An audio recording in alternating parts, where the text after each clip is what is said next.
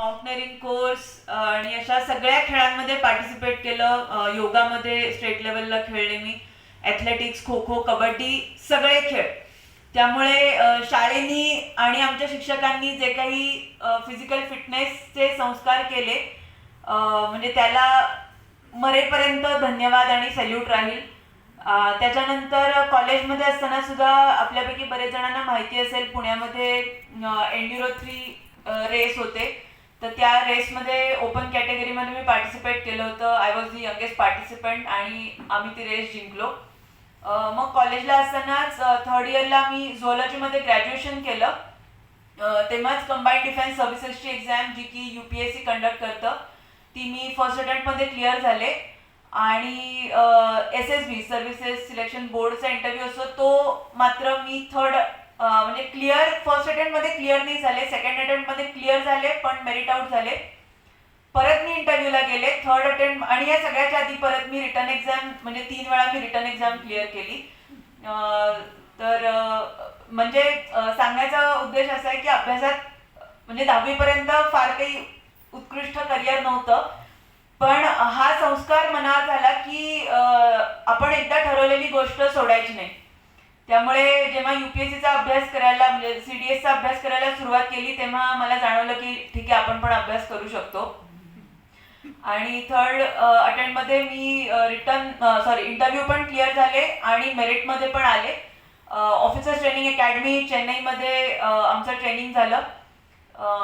ट्रेनिंगच्या दरम्यान पण 9 वेगवेगळ्या कॉम्पिटिशन्समध्ये मेडल्स मिळाली आणि आर्मी सर्व्हिस कोरची बेस्ट कॅडेट म्हणून मला मेडल मिळालं.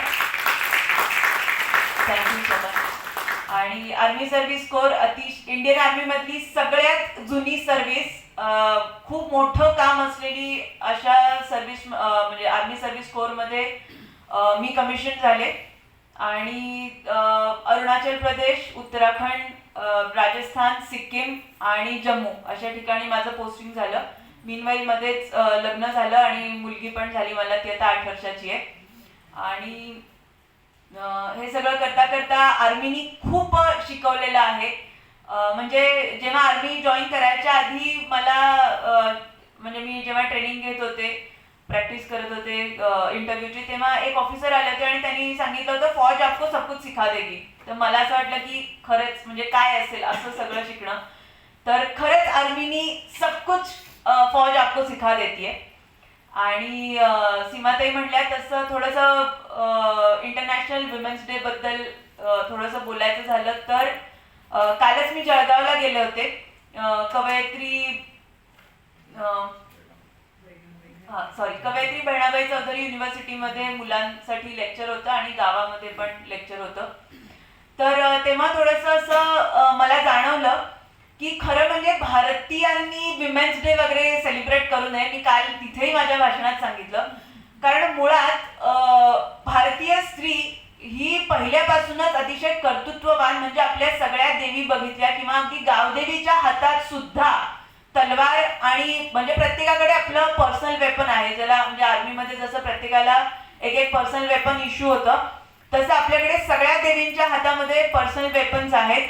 आणि सिंहगडावर गेलं तर तिथे भैरव आणि भैरवी, म्हणजे शंकर पार्वतीचं बहुतेक रूप आहे, तर त्यांचं मंदिर आहे. आणि त्या मूर्तींच्या हातात जर बघितलं तर भैरवाच्या हातात जी वेपन्स आहेत तीच वेपन्स भैरवीच्या हातात आहेत.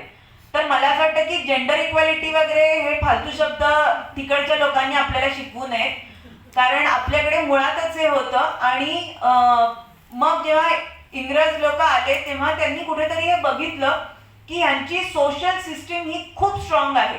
म्हणजे आतापर्यंत इतिहासात किंवा नागरिकशास्त्रात आम्ही शाळेत असताना हे शिकलो होतो की बायकांचं क्षेत्र हे फक्त चूल आणि मूल असंच होतं, पण तिथे पुरुषांबद्दल काहीच लिहिलं नव्हतं. मग पुरुषांचं क्षेत्र हे फक्त शेतात राबणे आणि युद्ध करणे असं का नाही लिहिलं गेलं? किंवा मग जर पुरुषांचं क्षेत्र युद्ध आणि शेती असं जर असेल तर त्यांच्या या लिहिण्याच्या मागे फक्त हा शब्द का नाही लिहिला गेला? तर मला असं वाटतं की हे जे फक्त एका वाक्यात त्यांनी केलंय ना, तर त्यांनी खूप मोठी चूक केली, कारण एंटायर हेल्थ अँड न्यूट्रिशन हे अख्खं डिपार्टमेंट हे त्यावेळी बायका सांभाळत होत्या. तर मला असं वाटतं की इंटरनॅशनल विमेन्स डेच्या निमित्ताने आपण सगळ्यांनी हिस्ट्री वाचण्याची गरज आहे. आज सकाळीच मी थोडंसं मग युरोपियन बद्दल पण वाचलं की राणी व्हिक्टोरिया मॅडम आणि एलिझाबेथ मॅडम बद्दल वगैरे वाचलं. तर त्यांनी काही आयुष्यात फार काही म्हणजे काहीच केलेलं नाहीये. म्हणजे थोडक्यात सांगायचं तर प्रिन्स सो अँड सोची मुलगी याच्या व्यतिरिक्त त्यांनी आयुष्यात काहीही केलेलं नाहीये. ऑन द कॉन्ट्ररी आपल्याकडे देवी अहिल्याबाई होळकर आणि राणी लक्ष्मीबाई या अतिशय सामान्य घरातल्या मुली असून जेव्हा त्या राणी झाल्या तेव्हा त्यांनी लोकांसाठी तर केलंच आणि याशिवाय युद्ध म्हणजे मिलिटरी टॅक्टिक्स मध्येही त्या तितक्याच एक्सपर्ट होत्या. त्यामुळे मला असं राहून वाटतं की